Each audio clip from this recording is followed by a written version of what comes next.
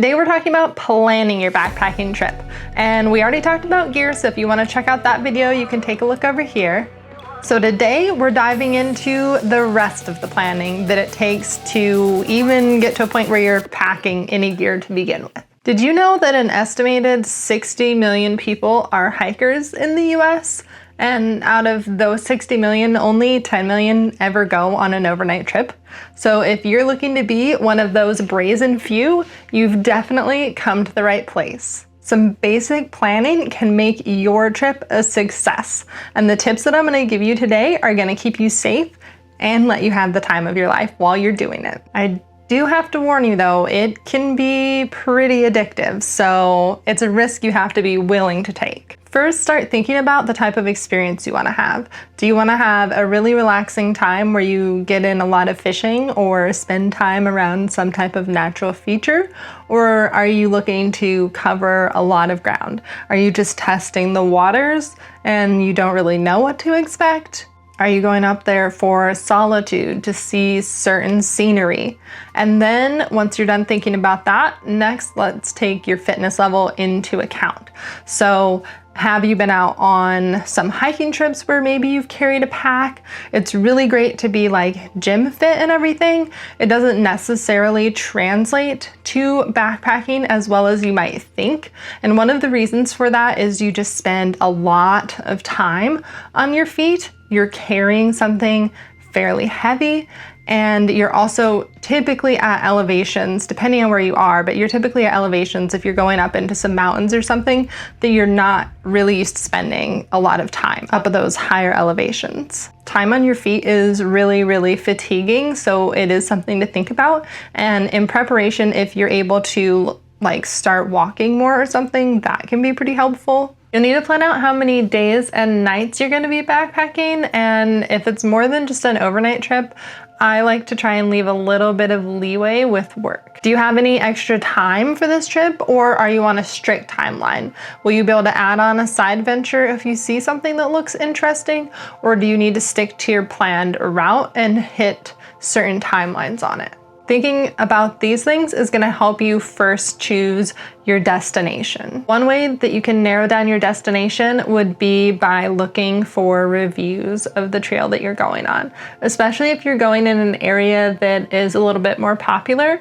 Things like all trails are probably going to have some reviews available to you. Now that you've narrowed down the area or areas that you plan to head to, you can start mapping out your trip. One of the ways to do this would be by using a tool like All Trails, Gaia, or Onyx that are going to let you map out your own personal route, or you can use trails that are already available on these apps. Some key things to consider are going to be your overall distance that you're hiking as well as your daily averages. Personally, when I'm planning a trip, I like to stagger it to where my longer days are probably toward the beginning of the trip, unless I can't avoid it. And then the days get a little bit shorter, or the shortest day might be the last day. You're also going to want to think about elevation changes. How much elevation change are you prepared for? How much elevation change have you hiked before?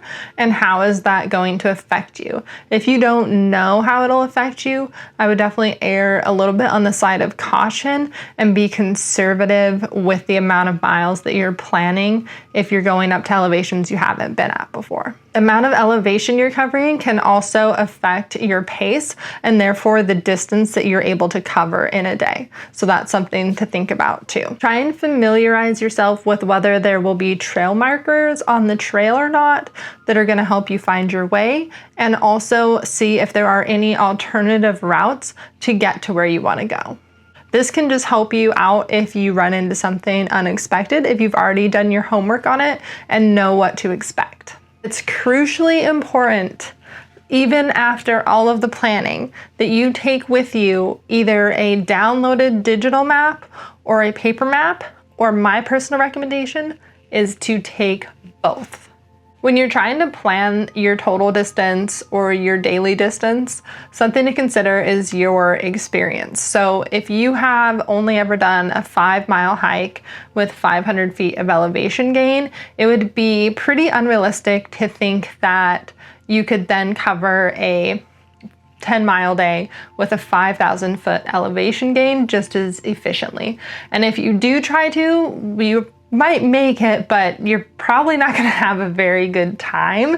And that's kind of the point, is to just have a good time while you're out there. So you don't want to set yourself up for failure by biting off more than you can chew. Touching back on elevation for a second, if you are going up to elevations that you have never been at before, then I would definitely make sure to look up the signs of elevation sickness, what that looks like, and just be really cognizant while you are out, because it can make you feel bad or it can actually be dangerous. So something to know about and look up before you go on your trip. When I'm getting ready to go out on my trip, I'm gonna go on to my Onyx backcountry because that's what I use. And I'm gonna download a region around the area. So I'm not just gonna download the one trail that I'll be on. I'm also gonna look at a larger area and make sure that I have the whole thing downloaded, so that if I get off route or wanna explore something different, that I have that map downloaded. In addition, I almost always take a paper map with me, especially if it's somewhere that I'm not super familiar with.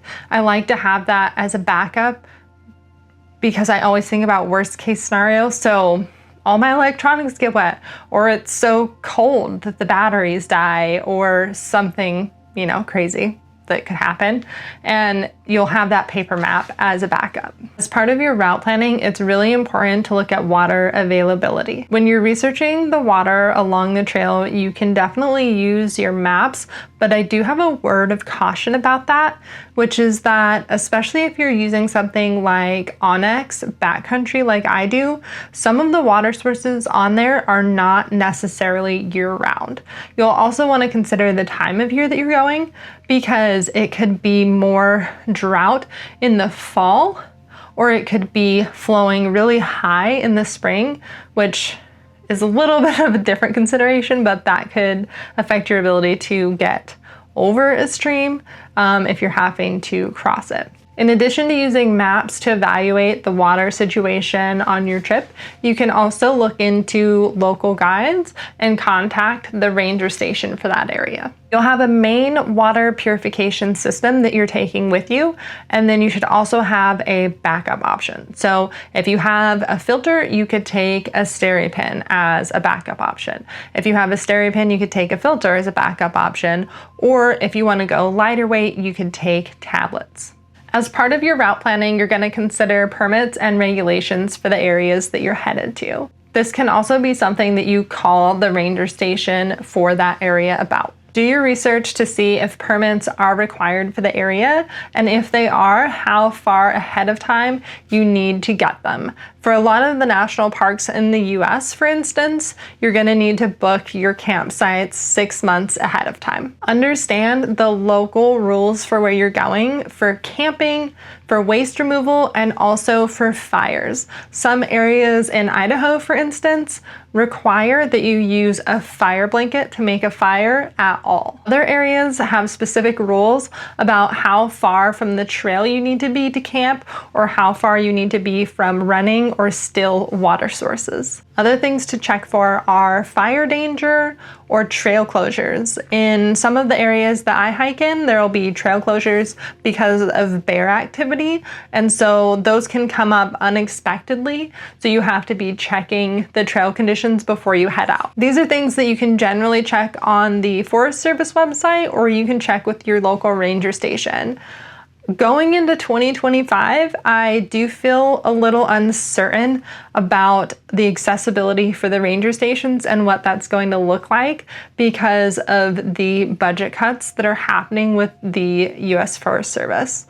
If you haven't heard about that, I know Miranda Goes Outside has a good video on it where she talks about what's happening. So something to look into if you are curious about that. I mentioned finding out if you're allowed to wild camp, and if you are, great. If not, what type of campsite do you need to stay in? Where are they located? And what are the regulations for those campsites? Once you've figured all of that out, Make sure that you know really well the leave no trace principles and that you can follow them, because anytime we are out there enjoying nature, we should not be harming it, or at least as much as possible, we should not be harming it. We've got a lot of great planning things out of the way already. We're well on our way to planning a backpacking trip. Now let's talk about some timing for your trip. You'll want to try to estimate how long it would take you to cover the mileage and the terrain that you're looking at. If you haven't done a lot of hiking before, the best way to estimate this is to go hiking, because that's the only thing that's going to give you a realistic picture of how you're going to do. Don't overshoot on this. Get to know your abilities first. Balance your walking time with the time that you'll need to set up your camp and the time that you'll need to rest. Make sure that you're able to get enough sleep so that you're refreshed for the next day when you have to put everything back in your pack and start hiking all over again. Especially when you're first starting out, this is harder than it sounds. Just remember, there's a whole bunch of stuff that you still need to do. You've landed your perfect campsite and you're super excited, you're exhausted from the day, but now you have to set up your tent and your bedding and then find water, cook food, and anything else that you need to get ready for bed. And it can be pretty exhausting. Then tomorrow, you pack everything that you unpacked back up into your pack and do it all over again. Do not underestimate this. It can be more challenging than you realize. Consider the daylight hours that are available to you. So depending on what region you're in, you may have shorter or longer days, or your days may stay pretty similar throughout the year. Take into account wildlife activity as well. If you're somewhere that has dangerous types of wildlife, a lot of times these are more active at dusk, dawn, or in the night. So you want to make sure that you're not having to hike around through the woods at those times of day. In the Northwest United States, the days in the fall, for instance, are really short, and we also have a ton of bear activity. They are a lot hungrier. They're getting ready to go and hibernate.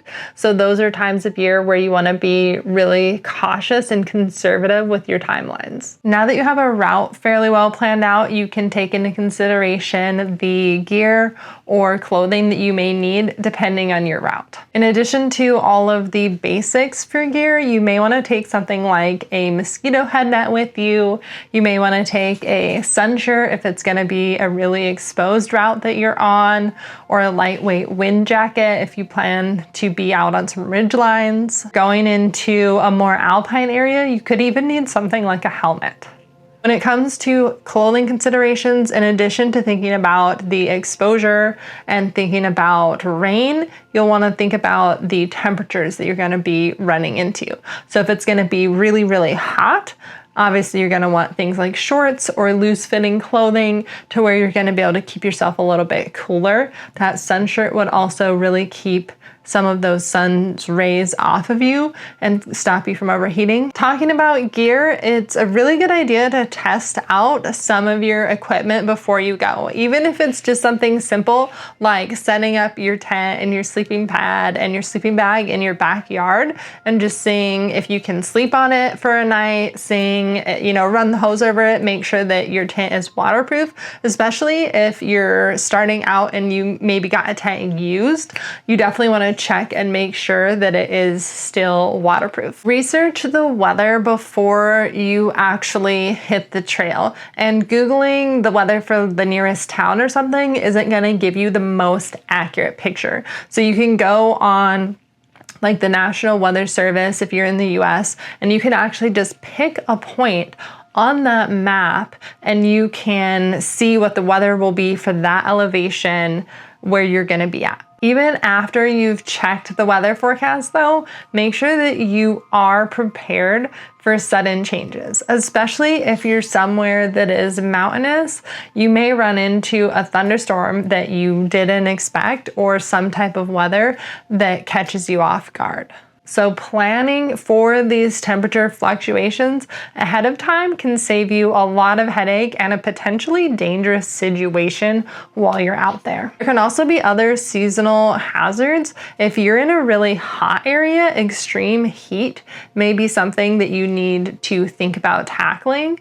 If you're going in a shoulder season, you may need to think about the possibility of snow. If you're in a desertous area, there could be flash flooding to take into consideration. Okay, so let's talk about food. Not only is it super important, you're also probably gonna be really hungry by the end of the day.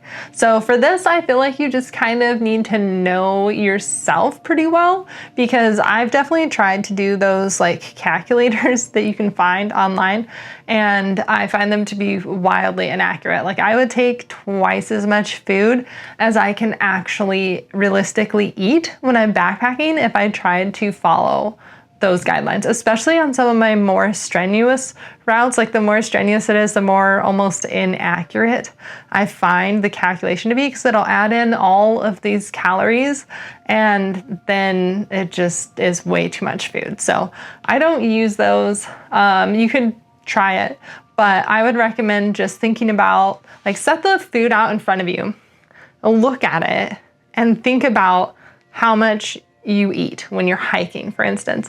And then, you know, have a little extra in there just in case you are extra hungry or something. But nonetheless, like, lay it out, look at it, break it down day by day, and just think to yourself, can I eat this? Is this a realistic amount of food for me? Do I eat more than this? Do I eat less than this? And then just pack accordingly. The foods you're gonna wanna take with you are gonna be lightweight, calorie-rich, and nutrition-rich foods. So a bunch of junk food is not going to let you feel good. Adding in some things like gummy worms when you're on a more strenuous part of the trail is just a short-term energy solution, and that's perfectly fine. But the rest of the time, you're gonna want some calorie-dense food and also some nutrition-rich food, the best of your abilities. And you can start really simple with some types of granola bars. There's different chews and stuff out there that have some electrolytes in them that can be helpful. Or you can branch out and you can make your own eventually with your backpacking stuff if you get a dehydrator or something like that. You'll want non-perishable foods and things that are generally lighter weight, that are not super bulky, and that have a good amount of calories and nutrition to them. And thinking about that bulk, especially if you're in an area where there are bears and food storage is required for that, you need to make sure you can fit everything into your bear bag. Man, I have really spent a lot of time hiking around bears. I should really branch out. Anyway, so bear country, bear storage is required. Other areas you may want just like rodent storage or something like that. Definitely look into the regulations for your area. In some places, bear canisters may be required. So there can be different things that you have to do. So just make sure that you look that up for your specific trip. Safety and emergency planning. This one is just as important as the others, so do not skip over this. You're gonna wanna share your itinerary with someone that you know and someone that you trust. Ideally, you would share your itinerary with more than one person. Carry a first aid kit with you and know the basics of first aid or wilderness first aid. Take some type of communication device with you. If you're gonna be in an area where there is not cell service, take something like a Garmin InReach or a Spot with you when you go out. Have an emergency contact plan set up ahead of time for worst case scenario. So this could look like paying for the Garmin InReach plan, and if it's $15, $30 a month, the one time that you did need it, it's going to be more than worth that price, especially if you're looking at a life or death scenario. Now that you've got everything planned out, go over a pre-trip checklist. Now that you've followed all of these steps, you've got a backpacking trip planned. In order to make it a success, keep up on your physical fitness, add in some extra walking if you can, and also do a little bit of mental prep. So for one, this is not going to be easy. You're doing something that's really hard. Good for you. The other thing is you're not always gonna be comfortable. There's a certain amount of uncomfortability that you should expect when it comes to backpacking. There's no chairs, there's no TVs to watch, no one's preparing your food for you, unless you're a kid. They're lucky. But if you're an adult, no one's preparing your food for you. I'm filming this on New Year's Eve. That wasn't the best plan because there are a bunch of fireworks going off and I'm trying to film around that, but share your trip goals or experiences with me down in the comments, or tell me about a roadblock that you have that's preventing you from getting out on that multi-day trip that you want to do. And as always, happy trails.